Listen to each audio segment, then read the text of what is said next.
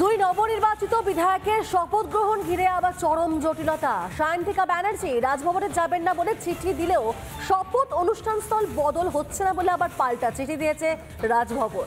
নতুন বিধায়করাও পাল্টা জানিয়ে দিলেন যে বিধানসভাতেই রাজ্যপালের জন্য অপেক্ষা করবেন তারা। দেখুন,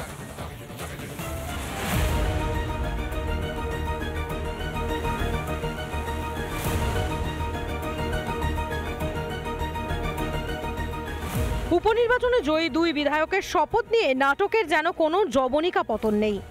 রাজভবনের শপথ নিতে যাবেন না সোমবারই চিঠি দিয়ে বরাহনগরের বিধায়ক সায়ন্তিকা ব্যানার্জি জানিয়েছিলেন।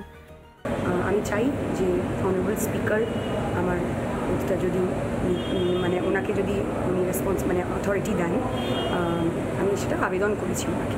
মঙ্গলবার শপথ অনুষ্ঠান নিয়ে পাল্টা চিঠি এলো রাজভবনের। চিঠিতে রাজভবনের পক্ষ থেকে সাফ জানিয়ে দেওয়া হলো, রাজভবনে বিধায়কের শপথ গ্রহণে কোনো সাংবিধানিক ভুল নেই, কারণ রাজভবনে শপথ নিয়েছেন মুখ্যমন্ত্রী নিজেই।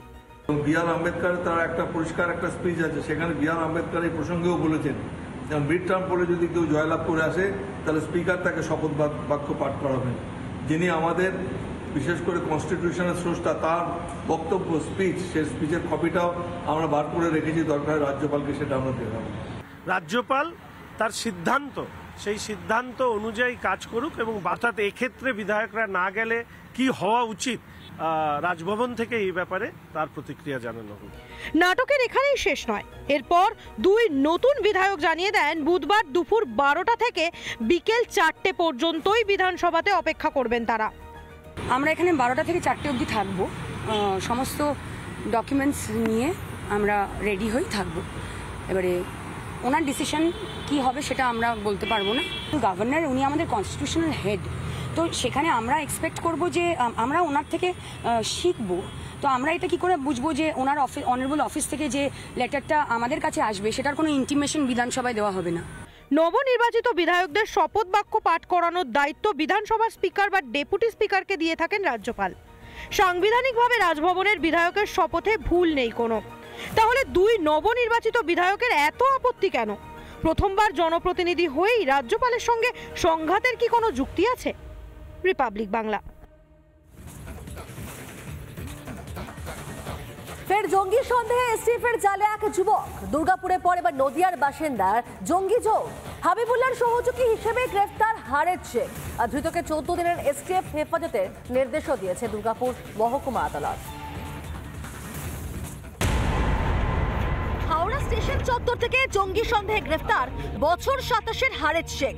শনিবারই দুর্গাপুরে কাঁকসা থেকে এসটিএফ এর হাতে গ্রেফতার হয় মোহাম্মদ হাবিবুল্লাহ। বাংলাদেশে নিষিদ্ধ সংগঠন আনসার আল ইসলামের শাখা সংগঠন শাহাদাতের সঙ্গে যোগসাজশের অভিযোগে গ্রেফতার করা হয় হাবিবুল্লাহকে।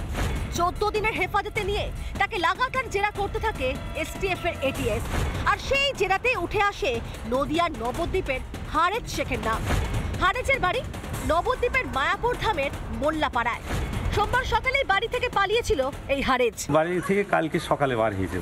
ও কি কোনো জঙ্গি গোষ্ঠী বা কোনো অসামাজিক কাজকর্মের সাথে যুক্ত? কিচ্ছু করে না, খায় দায়, ওই ঘুরি ঘুরি বেড়ায়। এই পর্যন্ত খায় দায়, ঘুরি বেড়ায়। ওই শরীর খারাপ বলি কাজও করতে পারে না, আর কোনো কাজ ওকে দেওয়াও হয় না।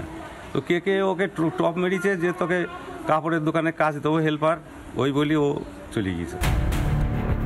উত্তর 24 পরগনার গাইঘাটা দিয়ে কি বাংলাদেশে পালানোর চেষ্টা করছিল হারেজ শেখ? হাবিবুল্লাহর সহযোগী হিসেবে কাজ করত ওই হারেজ, এমনটাই খবর এসটিএফ সূত্রে। তবে হারেজ কোনো জঙ্গি সংগঠনের সঙ্গে যুক্ত নয় বলে দাবি আত্মীয়ের। ও কি কোনো জঙ্গি কার্যকলাপে? না, আপনি পুরো গ্রাম মসজিদ আমাদের এলাকা জানতে পারেন। সবাই বলি পাগল। এদিন ধৃত হারেজ শেখকে 14 দিনের এসটিএফ হেফাজতের নির্দেশ দিল দুর্গাপুর মহকুমা আদালত। কিন্তু কিভাবে আলাপ হলো দুর্গাপুরের হাবিবুল্লাহর সঙ্গে নদিয়ার হারেজে? আর ঠিক কিভাবে হাবিবুল্লাহকে সহযোগিতা করত হারেজ? তদন্ত শুরু করেছে এসটিএফ। রবিন মজুমদার ও পলাশকান্তি মন্ডলের রিপোর্ট, রিপাবলিক বাংলা।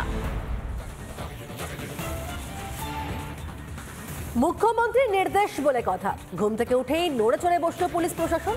আর শুরু হলো শহরের ফুটপাত দখল মুক্ত করতে অভিযান। কোনো নোটিশ ছাড়াই উচ্ছেদ হওয়ায় দিশেহারা এখন হকাররা।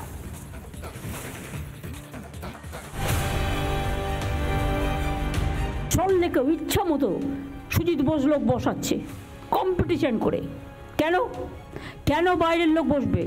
এআরডি অফিসের অপোজিটে ছবি দেখালে নিজেরাই লজ্জা পাবেন। এর জন্য কত দিতে হয়েছে?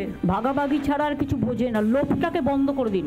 যারা লোভ করবে তাদের মুখে একদম পুরো ললিপপ দিয়ে অথবা লুকোপ্লাস্টার দিয়ে বন্ধ করে দিন। ভরা সভায় মুখ্যমন্ত্রীর দমকে কাঁচুমাচু অবস্থা সুজিতের। আর যায় কোথায়? বৈঠক শেষ হতেই সল্টলেকের উচ্ছেদ অভিযানে নেমে পড়ল পুলিশ প্রশাসন।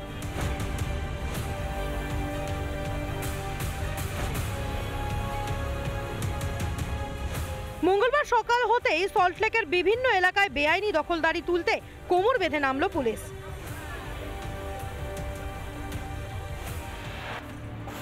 কোথাও আবার মাত্র 1 ঘন্টার নোটিশে গুড়িয়ে দেওয়া হলো বেআইনি দোকান। পড়াশোনা শেষে কোনো কাজ না পেয়ে এক প্রকার দুমুঠো ভাত জোগাড়ের আশায় দোকান খুলে বসেছিলেন অনেকে। চোখের পলকে সর্বস্ব হারিয়ে দিশেহারা উচ্ছেদ হওয়া দোকানগুলির মালিকরা। আমরা নিজেরা সরিয়ে নিতাম যদিও, কিন্তু তার আগেই পুরো ভেঙে শেষ করে দিল।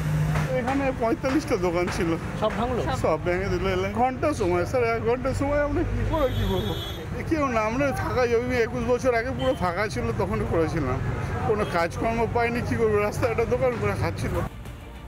আচমকা পুলিশের এই অতি সক্রিয়তা নিয়ে কটাক্ষ করতে ছাড়েননি বিজেপি। কিন্তু ববি হাকিমকে কিছু বলছেন না কেন? পুরোটাই ন্যাকামি হচ্ছে।